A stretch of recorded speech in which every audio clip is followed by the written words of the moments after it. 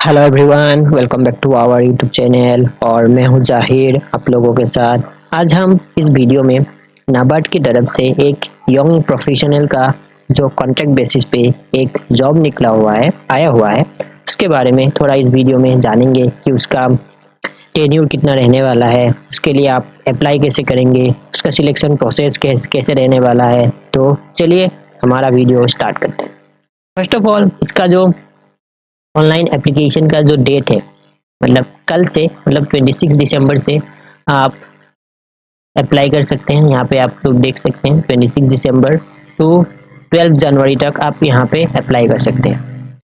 ये आपका important dates हो गया। उसके बाद नंबर ऑफ वैकेंसीज की बात करते हैं। जैसे कि आपको पता है, climate action and sustainability, climate action and sustainability के ऊपर 3 वैकेंसी आया हुआ है जो मुंबई, लखनऊ एंड शिमला में होने वाला है। इकोनॉमिक्स के ऊपर 3 वैकेंसी आया हुआ है। डाटा साइंस के ऊपर 4 वैकेंसी आया हुआ है। उसके बाद देखते हैं साइबर सिक्योरिटी, साइबर सिक्योरिटी के ऊपर 1 वैकेंसी आया हुआ है। एकेडमिक एडमिनिस्ट्रेशन, उसके ऊपर 2 वैकेंसी आया हुआ है। ग्राफिक डिजाइनिंग पे 1 वैकेंसी है। पीआर आउटरीच एंड डॉक्यूमेंटेशन में 2 वैकेंसी है। इंफॉर्मेशन टेक्नोलॉजी में 12 वैकेंसीज आए हुए हैं जो हेड ऑफिस में रहेगा मुंबई। 9 हमारा आसाम में भी रहने वाला है, गुवाहाटी में 1 और वेस्ट बंगाल कोलकाता में 1। तो जियो इन्फॉर्मेटिक्स 1 वैकेंसी है। डेवलपमेंट मैनेजमेंट में 3 वैकेंसी आया हुआ है। प्रोजेक्ट मॉनिटरिंग में 4 वैकेंसी आए हुए हैं। फाइनेंस में 6 वैकेंसीज आए हुए हैं। यूआई यूएक्स डिजाइनिंग में 1 ही वैकेंसी है जो मुंबई में रहेगा। उसके बाद सॉफ्टवेयर टेस्टिंग में 1 वैकेंसी है जो आपका हेड ऑफिस मुंबई में ही रहने वाली है।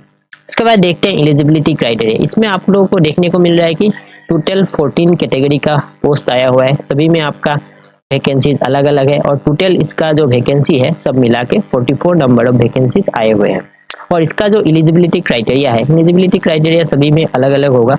आपको क्या है ना, फर्स्ट ऑफ ऑल देखते हैं आपका जो एज जो रहने वाला है। एज आपका 21 ईयर्स से 30 ईयर्स तक रहना चाहिए। मतलब आपका जो बर्थ है 1995 या और 1995 के आगे नहीं होना है, 1995 के बाद में, और 2004 के पीछे नहीं होना है। मतलब 2004 के आगे, मतलब 2003, 2002, 2001 ऐसे वगैरह।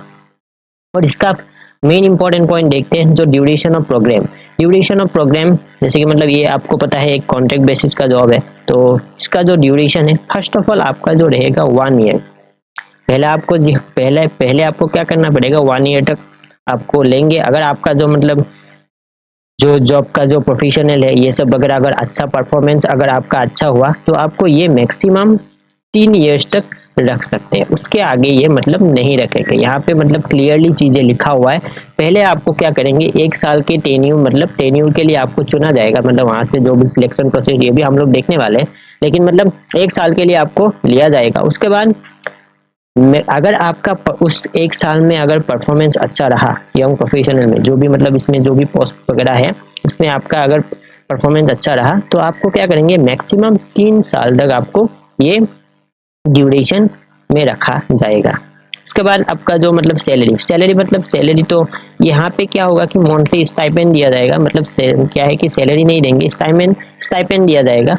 और इसका जो स्टाइपेंड है 70,000 पर मंथ आपको दिया जाएगा। मतलब 1 साल तक आपको क्या क्या करेंगे, 70,000 आपको दिया जाएगा। उसके बाद जैसे कि आपको पता है कि अगर आपका सिलेक्शन ज्यादा हो जाता है, जैसे कि मतलब 3 साल तक हो जाता है, तब भी आपका क्या सैलरी कितना रहेगा, वो इतना ही रहेगा।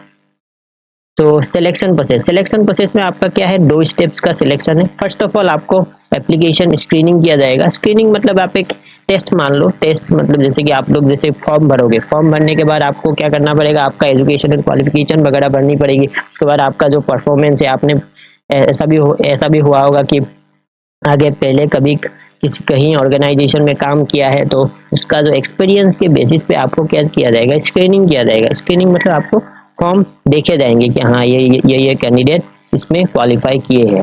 तो उसके बाद आपको क्या करेंगे, इंटरव्यू के लिए बुलाया जाएगा। जो शॉर्टलिस्टेड कैंडिडेट वहां पे सिलेक्ट करेंगे उसको आपको क्या करेंगे, इंटरव्यू के लिए बुलाया जाएंगे। और इंटरव्यू में यही इंटरव्यू से ही आपको क्या होगा कि फाइनल सिलेक्शन बन जाएगा। उसके बाद देखते हैं लीव्स वगैरह। ये तो 30 डेज का लीव होता ही है कैलेंडर ईयर। मेडिकल फैसिलिटी भी होगा। उसके बाद इम्पोर्टेंट देखते हैं, और यहाँ पे और एक चीज लिखा हुआ है टर्मिनेशन। टर्मिनेशन मतलब है कि नाबार्ड क्या कर सकता है, आपको कभी भी मतलब इस नोटिस से आपको क्या कर सकता है, टर्मिनेट कर सकता है। आपका जो कॉन्ट्रैक्ट है वो क्या कर सकता है, कैंसिल कर सकता है। ये आपका नाबार्ड के पास एक राइट होता है। तो ये भी यहाँ पे लिखा हुआ है। एप्लीकेशन फीस, एप्लीकेशन फीस जो है, एप्लीकेशन फीस का intimation charges for the post of रोज 150 आपको देना पड़ेगा, जो कि नॉन रिफंडेबल है। आपको मतलब इसमें अप्लाई करने के लिए 150 रुपीज देना पड़ेगा। बाकी बैंक एग्जाम से तो कम ही है। उसके बाद हाउ टू अप्लाई, अप्लाई तो आप लोग देख सके हो जो भी, ये तो इतना इम्पोर्टेंट नहीं है। उसके बाद देखते हैं इसका क्वालिफिकेशन वगैरह क्या चाहिए, ये भी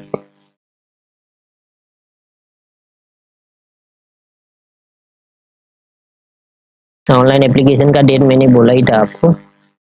हाँ, उसका जैसे कि मतलब आप लोगों को पता है यहाँ पे बहुत तरह का पोस्ट था, तो सबके लिए आपका क्या है कि एजुकेशन एंड क्वालिफिकेशन अलग अलग है। तो एक एक करके देखते हैं।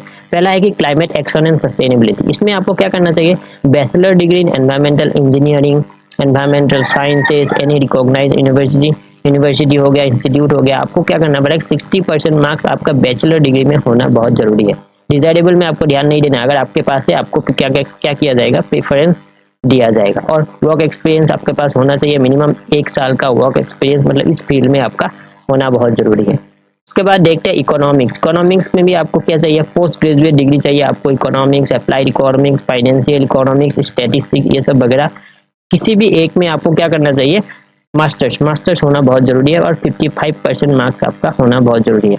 उसके बाद देखते हैं प्रायर, जैसे कि मतलब 1 साल का आपका मिनिमम जो एक्सपीरियंस है इस फील्ड में आपको होना बहुत जरूरी है। अगर डिजायरेबल में ये सब वगैरह आपको पास है तो आपको क्या किया जाएगा, प्रेफरेंस दिया जाएगा। इंटरव्यू के टाइम पे आपको प्रेफरेंस मिलेगा।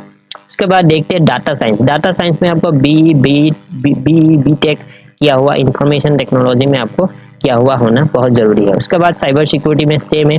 साइबर सिक्योरिटी, अब इंफॉर्मेशन टेक्नोलॉजी साइबर सिक्योरिटी में आपका आपका अगर बैचलर डिग्री है तो अब इसमें अप्लाई कर सकते हैं।